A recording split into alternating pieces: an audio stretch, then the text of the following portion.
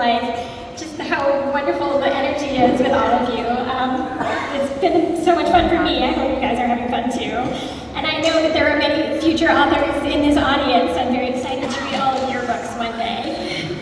I find it really hopeful and reassuring that there are this many people who care about books and reading and who love to create art and writing.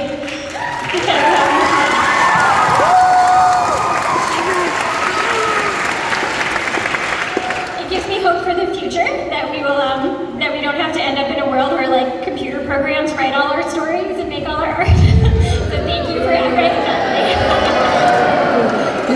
So thank you for existing and giving me that hope.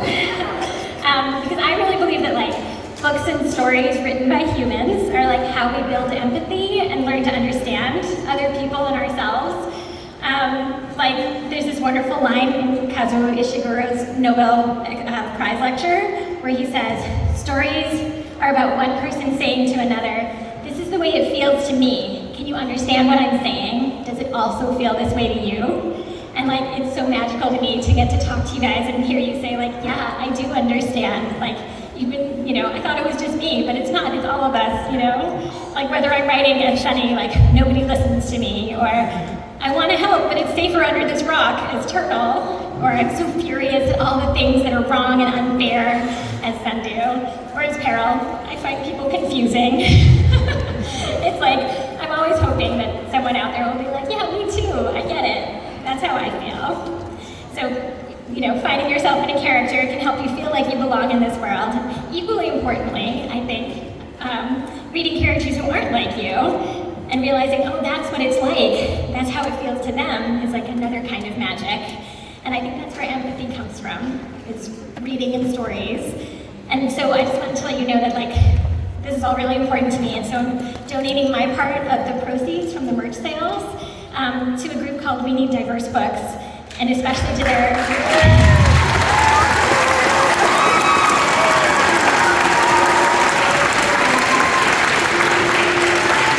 specifically to their Book Save Lives grants, which are going to support libraries at schools in the states that I'm visiting, because I love their mission of building diverse book collections that reflect their students and expand their perspectives, especially in communities that have been affected by book bans and book challenges. So I want you to know that with each t-shirt you buy or sticker, you're putting a book in the hands of a kid who needs it, and spreading empathy and supporting some really cool authors and librarians too.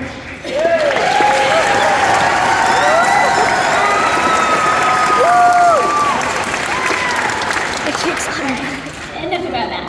Who wants to hear about book 16?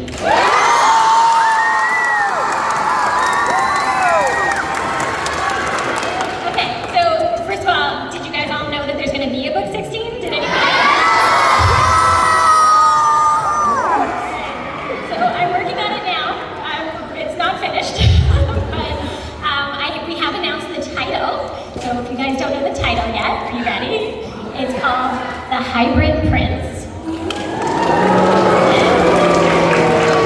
And because this is the very first FanWing Fest, you guys are going to be the very first people to hear some of it, so I thought I would read you from it.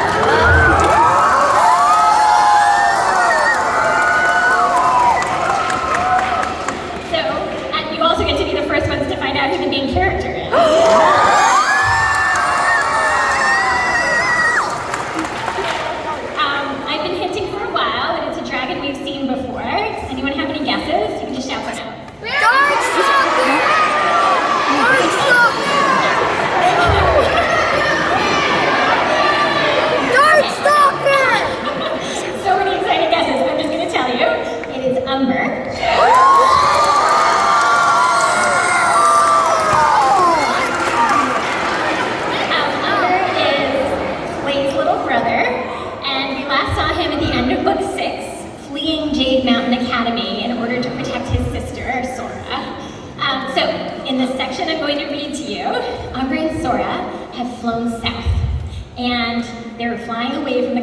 Looking for a safe place, and they've met a dragon who tells them that he can take them to a safe place. And this, what I'm going to read you, is the part where they get there. So keep in mind, some of this can still change because I'm writing it, in progress.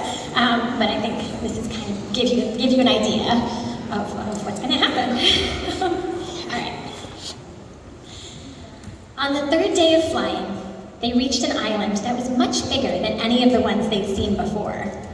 Umber couldn't see an end to it in any direction. It might as well have been as big as the continent behind them, except Mulberry assured him it was less than a quarter the size of Pyrea. They flew over rugged coastline, then a forest noisy with clicks, squawks, and howls, and finally up into a range of mountains that looked like the land had been crumpled by huge talons.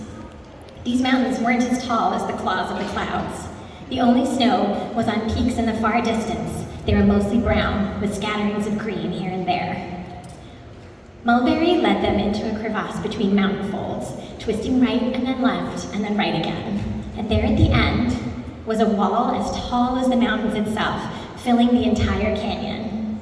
It was the same color as the canyon around it, a sort of rusty reddish brown, as if it had grown right out of the landscape.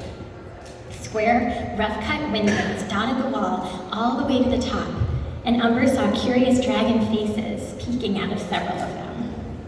At the base of the wall was an archway with no door, and standing just inside the archway was a tall statue of a dragon.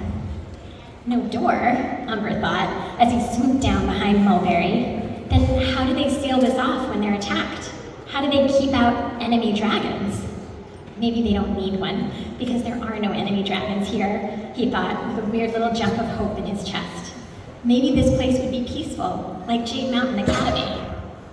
Or like Jade Mountain Academy should have been if it weren't for Sora. The flicker of hope faded as he glanced over at his sister. Mulberry landed in front of the archway instead of flying through it, resting his talons in a scrubby patch of grass near a dried-up stream bed. Umber and Sora touched down beside him.